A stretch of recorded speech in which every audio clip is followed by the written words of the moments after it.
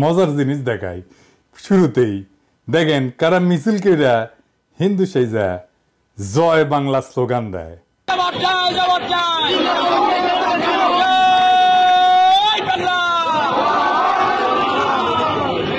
দেখেছেন স্লোগান দিয়ে আবার বুঝে ভুল হয়ে গেছে, তাই নিচে মুখ লুকায়। যাই হোক, রেকর্ড হিসেবে রাখলাম। আচ্ছা, এইবার দেখেন আলেম মৌলানারা কি বলতেছেন। হেফাজত নেতা আল্লামা জুনাইদ আল হাবিব সাহেব সবাইকে শান্ত থাকার জন্য নসিহত করতেছেন, সেটাও শোনেন। আমরা কোন উস্কানিতে সামনের দিকে অগ্রসর হব না, আমরা কোন উস্কানিতে পা দেব না, আমরা কোন ফাঁকা ফাঁদেও পা দেব না। আমাদের দেশ বাংলাদেশ, এই দেশকে সাম্প্রদায়িক সম্প্রীতি মুক্ত দেশ। যারা দুনিয়াব্যাপী প্রচার চালায় বাংলাদেশের মুসলমানেরা উগ্র, সাম্প্রদায়িক, দাঙ্গাবাজ, দেখেছেন সেই মুসলমান সম্প্রদায়ের ধর্মীয় নেতারা কেমন কইরা শান্ত থাকার আহ্বান জানাইতেছে। তবে আমার আজকের বিষয়টা ইসকন না, এই প্রসঙ্গে বইলে রাখলাম আর কি, চোখের সামনে আসলো তাই। আজকের বিষয় হইতেছে আমাদের মির্জা ফখরুল সাহেব। উনি তো কামান দাগিচ্ছেন। আসেন আমরা উনার কথা আগে শুনি।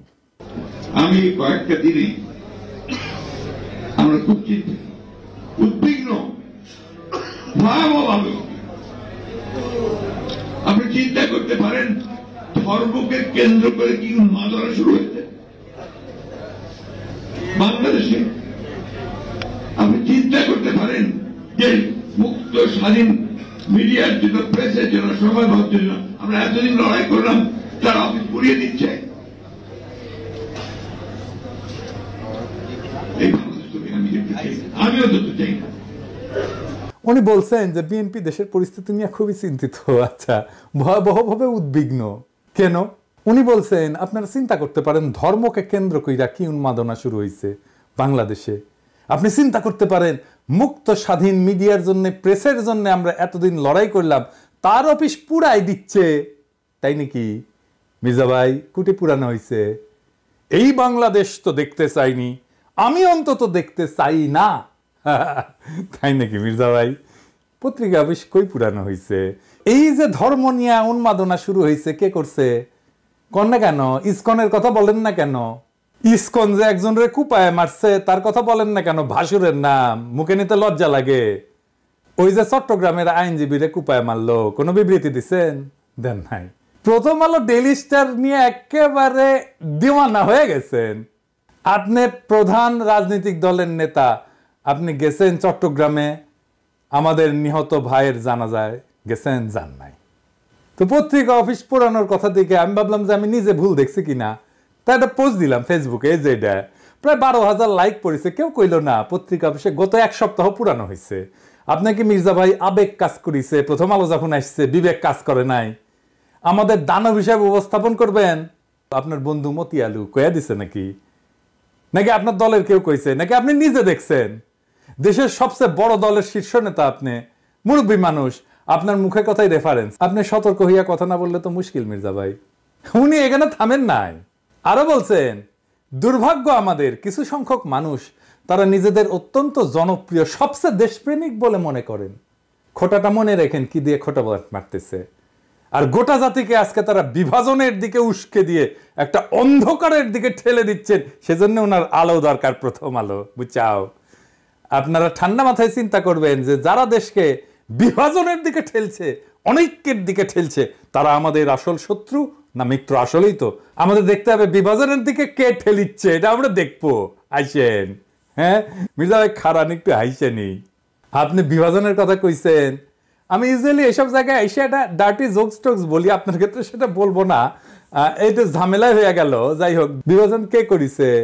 আপনি কি বলেছেন জামাতকে নিয়ে? দেখেন, জামাতের পক্ষ থেকে আসা বক্তব্যের বিপরীতে তিনি বলছেন যারা ভোটে জিততে পারবে না, সরকার চালাইতে পারবে না, তারা এসব কথা বলে। এক সময়ের জোর সিংকে কি তাচ্ছিল্য! আপনারা সেনা প্রধানের ডাক পাইয়া যে ড্যাং ড্যাং করতে করতে ক্যান্টনমেন্টে গেলেন, তারপর একটা তত্ত্বাবধায়ক সরকার বানালেন, ধ্বজভঙ্গ উপদেষ্টা দিয়ে খুঁজে খুঁজে বের করে আসছেন। দিনে 6 বার অ্যাডাল্ট ডায়াপার বদলাইতে হয়। আমাদের জিজ্ঞেসিলেন যে কি মত আপনাদের?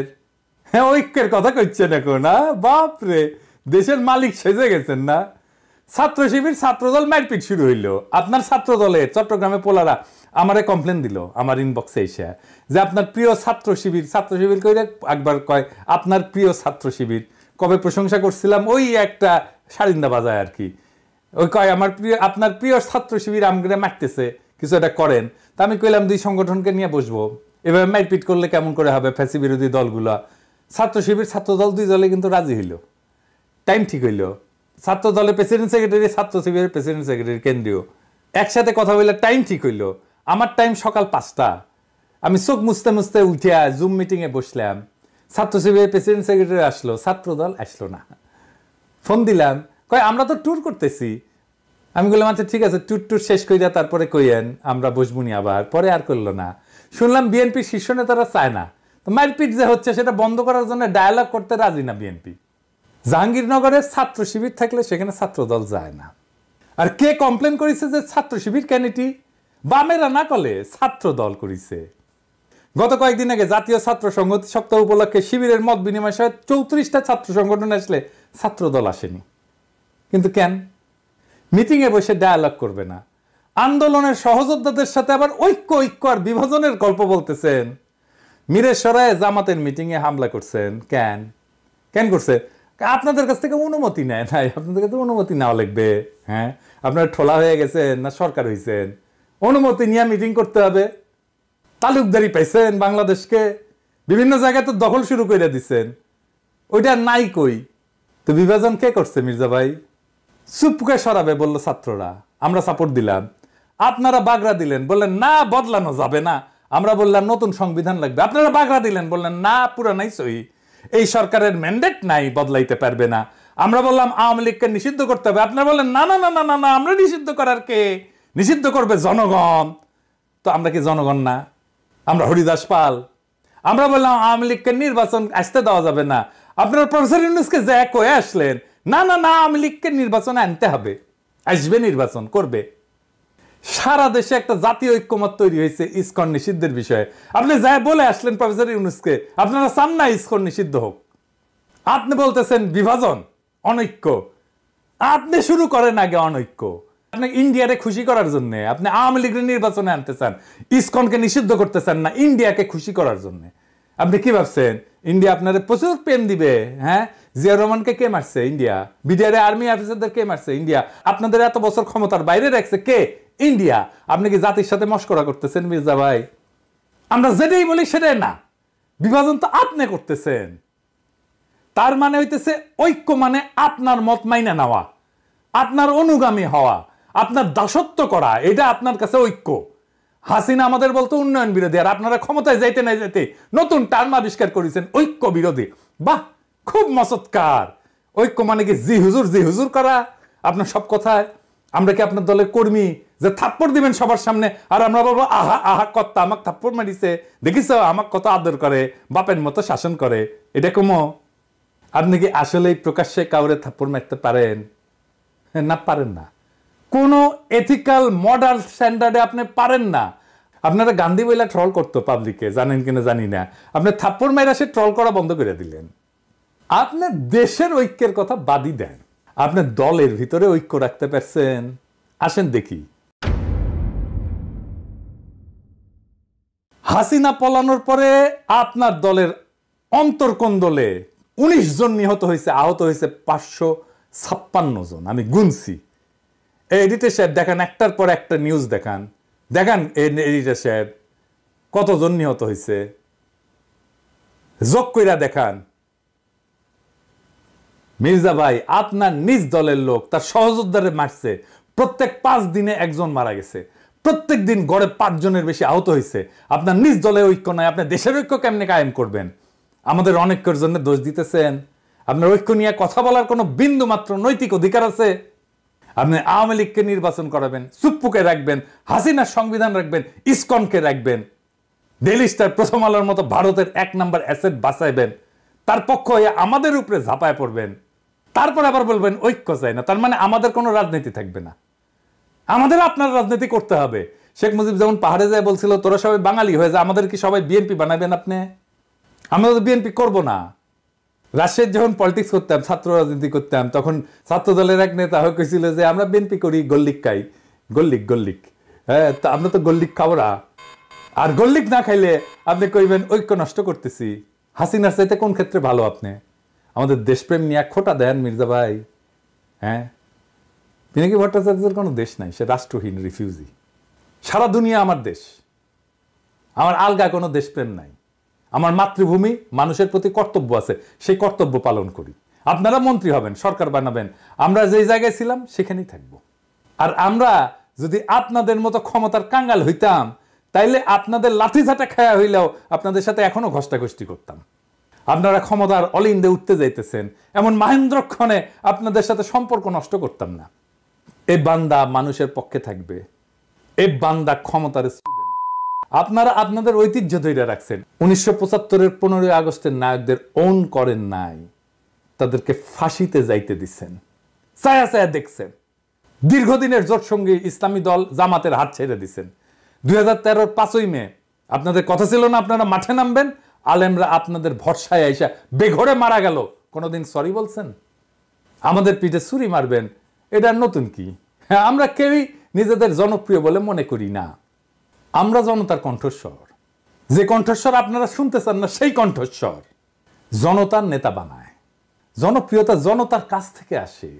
যারা তার কাছাকাছি তারাই জনপ্রিয় হয়, তাদেরকেই পছন্দ করে, তাদেরকেই ভালোবাসে। আপনাদের তো আমাদের দরকার নাই। আমরা তো ক্যানন ফোডার, জানেন তো, খরচাযোগ্য। মানে জানেন ক্যানন ফোডার এই শব্দটার মানে? এটা একটা সামরিক পরিভাষা। এটা খুব অল্প ট্রেনিং পাওয়া সৈন্যদের ক্ষেত্রে বোঝানোর জন্য ব্যবহার করা হয়, যারা যুদ্ধে শত্রুর কামানের গোলার আঘাতে প্রথম সারিতে মারা যাওয়ার জন্য তাদেরকে পাঠানো হয়, মানে কামানের খাদ্য আর কি। এইটা সাধারণত সেই সৈন্যদের জন্য বলা হয় যারা সংখ্যায় বেশি, কম প্রশিক্ষিত বা কম গুরুত্বপূর্ণ। তাদেরকে কৌশলগতভাবে শত্রু আক্রমণ ঠেকানোর জন্য মূল বাহিনীকে সুরক্ষিত রাখতে ব্যবহার করা হয়। মূল বাহিনীর সামনে ক্যানন ফোডাররা থাকে, এবং আধুনিক সময়ে ক্যানন ফোডার শব্দটার রূপক অর্থে ব্যবহার করা হয়, যেখানে এমন লোকদেরকে বোঝায় যাদের সহজে খরচাযোগ্য মনে করা হয়। কোনো উচ্চতর লক্ষ্য অর্জনের জন্য তাদেরকে ব্যবহার করা হয়। তাদের জীবন বা মূল্যকে যথেষ্ট গুরুত্ব দেওয়া হয় না। যেমন আপনাদের আন্দোলন সংগ্রামে রক্ত দেওয়ার সময় মাদ্রাসার ছাত্রদের লাগে, গরিব মানুষদের লাগে, গরিব মানুষের পোলাদের লাগে। তারপরে যে ক্ষমতায় বসেন আপনারা এলিটেরা, ওরা ক্যানন ফোডার। আপনার ক্ষমতায় যাওয়ার সিঁড়ি। আপনাদের প্রথম আলো আছে, ডেইলি স্টার আছে, মোদির ভারত আছে, বাইডেনের আমেরিকা আছে। আমরা কোন হরিদাস পাল? আমরা সেই প্রথম সারির সৈনিক। আমরা নির্বাসনে থাকব, আমরা মইরা গিয়া আপনার ক্ষমতায় যাওয়ার সিঁড়ি তৈরি করে দিব। রাত নাই দিন নাই অ্যাক্টিভিজম করব, তারপরে আমাদেরকে পিঠে ছুরি মেয়েরা আপনারা তার উপর দিয়ে যে সিংহাসনে বসবেন। আপনাদের লজ্জা হইল না নওয়াবের আমন্ত্রণে যে লড়াইয়ের সাথীদের বিরুদ্ধে কথা বলতে? নওয়াব মানে সংবাদপত্র মালিকদের সংগঠন। এর প্রেসিডেন্টকে জানেন? সেই দুর্বৃত্ত ব্যবসায়ী একে আজাদ। এডিটর সাহেব দেখান তার ভিডিও। প্রথমত আমি তোমাকে চাই, শেষ পর্যন্ত তোমাকে চাই, আবার দেখান। মাননীয় প্রধানমন্ত্রী, আমরা উন্নয়নশীল দেশ থেকে মধ্যম আয়ের দেশে উন্নীত হতে যাচ্ছি। অনেক অসম্ভব আপনি সম্ভব করেছেন। ব্যবসায়ীরা নিরাপদে ব্যবসা করতে পারছেন। আপনি রাজনীতিক স্থিতিশীলতা এনেছেন। স্থিতিশীলতাই সমৃদ্ধি ও শান্তি আনে। এই জন্যই বলি শেখ হাসিনার সরকার বারবার দরকার। তাই শিল্পী কবির সুমনের জনপ্রিয় গানের ভাষায় বলতে চাই, প্রথমত আমি তোমাকে চাই, শেষ পর্যন্ত আমি তোমাকে চাই, ভীষণ অসম্ভবও তোমাকে চাই। জয় বাংলা, জয় বঙ্গবন্ধু। এর আমন্ত্রণে যে এক কথা বলে রাজনৈতিক দলের লোকেরা। নওয়াবের মিটিংয়ে তো আপনাদের যা প্রশ্ন করা উচিত ছিল যে ফ্যাসিবাদের সময় অধিকাংশ গণমাধ্যম মালিক খুনি হাসিনা সরকারের পক্ষ নিছে, এই বিষয়ে নওয়াবের বক্তব্য কি? আপনাদের তো প্রশ্ন করা উচিত ছিল হাসিনার দুঃশাসনে বন্ধ করে দেওয়া পত্র পত্রিকা টেলিভিশন চ্যানেলগুলোর ক্ষেত্রে তখন নওয়াবের ভূমিকা কি ছিল? আমার দেশ বন্ধ হয় নাই? সংগ্রামের সম্পাদককে তার অফিস থেকে টাইনে নিয়ে এসে মাইরা পুলিশে দিয়ে দেওয়া হয় নাই? কেন তারা এ নিয়ে প্রতিবাদ করে নাই? সেই নীরবতা ফ্যাসিস্ট সরকারকে সমর্থন জানানো না? দিগন্ত টেলিভিশন বন্ধ হয় নাই? বেশিরভাগ গণমাধ্যম মালিক সাংবাদিকতার পেশার সাথে সরাসরি জড়িত না, কিন্তু মালিক বইনে বসছেন। তারা বছরের পর বছর লোকসানের অজুহাত দেখায়, সাংবাদিক এবং সংবাদকর্মীদের ন্যায্য মজুরি এবং প্রাপ্য সুবিধা থেকে বঞ্চিত করে। তাহলে কোন স্বার্থে তারা কোটি কোটি টাকা লোকসানের পরেও গণমাধ্যমে বিনিয়োগ করতেই থাকেন? দেশের মানুষ এই রহস্যের উত্তর জানতে চায়। প্রথম আলো, ডেইলি স্টার স্বাধীন সাংবাদিকতা করে? আসেন আমরা ঠিক এই নোয়াবের এই প্রোগ্রামের নিউজটা দেখি, সেটাই পর্যালোচনা করি।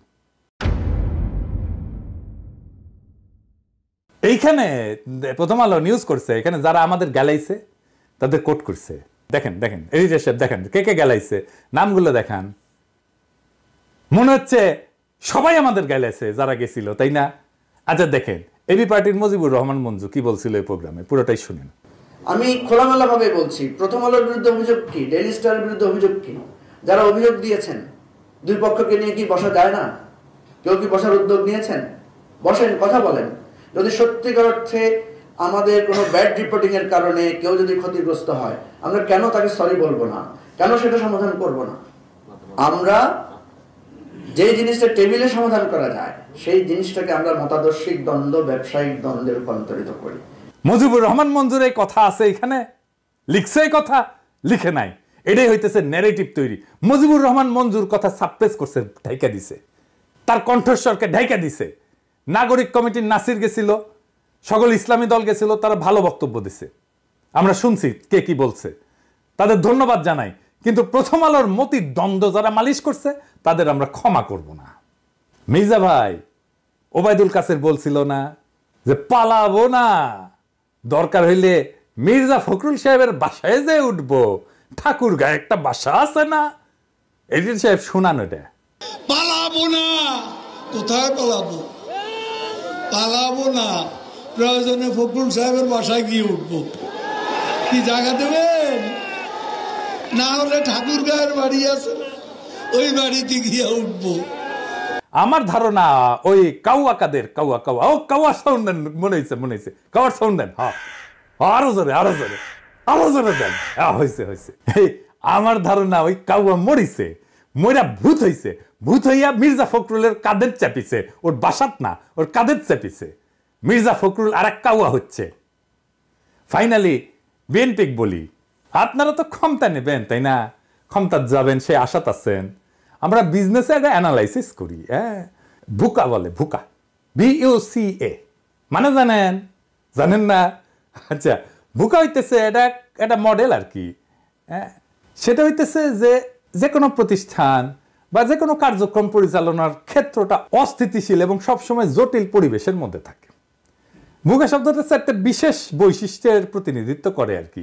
ভিতে হচ্ছে ভোলাটিলিটি, অস্থিতিশীলতা। ইউতে হইতেছে আনসার্টেনিটি, মানে অনিশ্চয়তা, ভবিষ্যতের ঘটনা বা ফলাফল সম্পর্কে অস্পষ্টতা। সিতে হচ্ছে কমপ্লেক্সিটি, মানে জটিলতা, আমরা তো জানি। আর এতে হচ্ছে অ্যাম্বিগুইটি।